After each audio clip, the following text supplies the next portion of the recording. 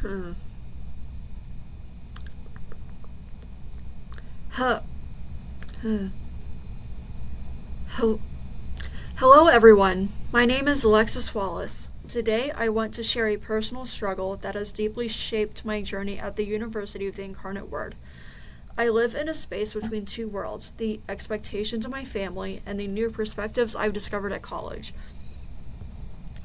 While this in between identity is often uncomfortable, I have come to realize it can also be a surprising source of wisdom and personal growth.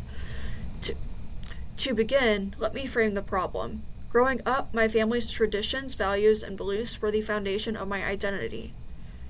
My family places a strong emphasis on loyalty, togetherness, and pursuing a practical career path. These values were clear and comforting, giving me a sense of. Oh.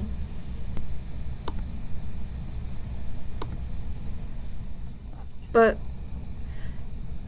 these values were clear and comforting, giving me a sense of belonging and purpose. But when I arrived at UIW, I found myself exposed to new ideas about what it means to live a good life, about success, and even what it means to be a good person. These ideas sometimes conflicted with what I learned at home. At the university, independence, self discovery, and chasing your unique dreams are highly encouraged, even when those dreams go against tradition. As a result, I often feel torn. At home, I am expected to put family first and follow certain customs. At school, I'm encouraged to find and follow my own path. The tension between these two worlds leaves me feeling like I don't fully belong in either.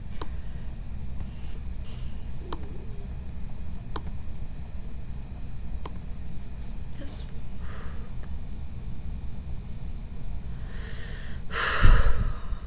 This This experience is what some scholars refer to as having a hybrid identity.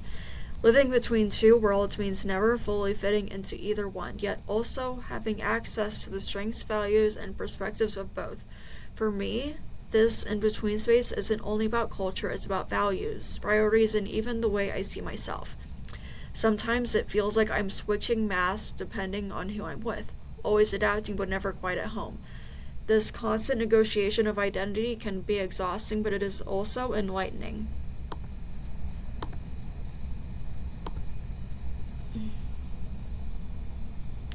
To, to illustrate this, let me share a specific example.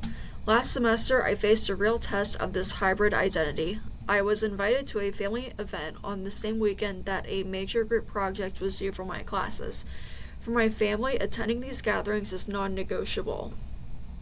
They see it as a sign of loyalty and respect. On the other hand, my group members were counting on me to contribute and demonstrate my commitment to our shared academic goals.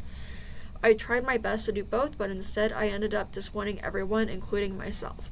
I felt as if I had failed both my family and my peers.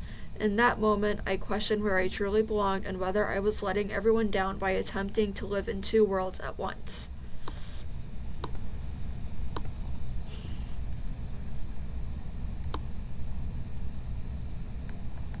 Mm. And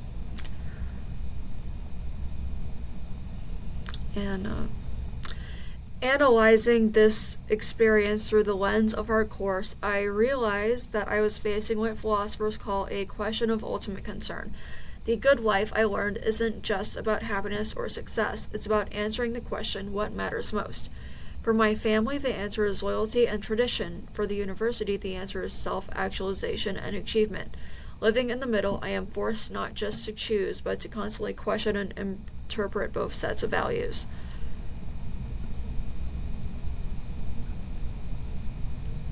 The The concept of a hybrid identity helps me understand why this is so difficult. It's not simply about picking sides, it's about ongoing negotiation, interpretation, and self definition. While this can be exhausting, it also gives me a unique perspective. I see the strengths and limits of both worlds, and I am able to ask questions that my peers who feel at home in just one world might never consider. I am constantly challenged to think deeply about what kind of person I want to be and what values are truly my own.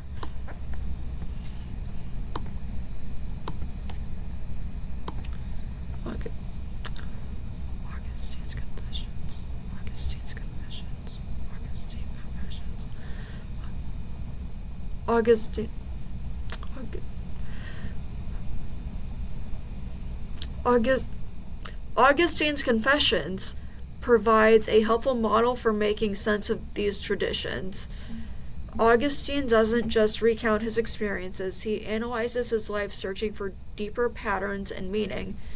He treats his journey as a case study, asking not only what happened, but why does it matter?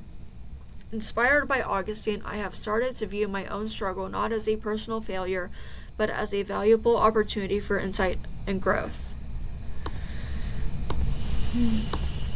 Living in this in-between space is uncomfortable, but it is also powerful. It pushes me to question easy answers, to look honestly at my own assumptions, and to create a vision of the good life that draws on the best of both my worlds. Rather than seeing my hybrid identity as a weakness, I now see it as a source of critical insight. It is precisely in this uncomfortable space that I am forced to confront life's biggest questions most honestly.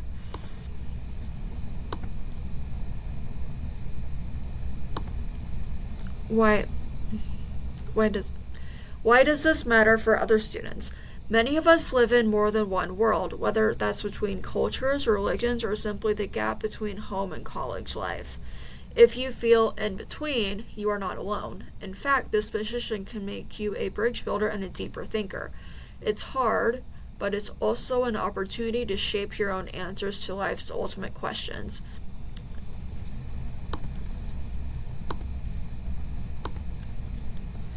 In, cl- in, in,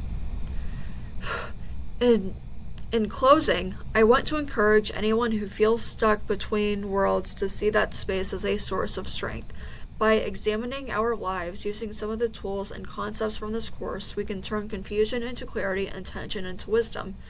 Maybe the good life isn't about fitting perfectly into one world, but about learning to navigate and even thrive in the space between.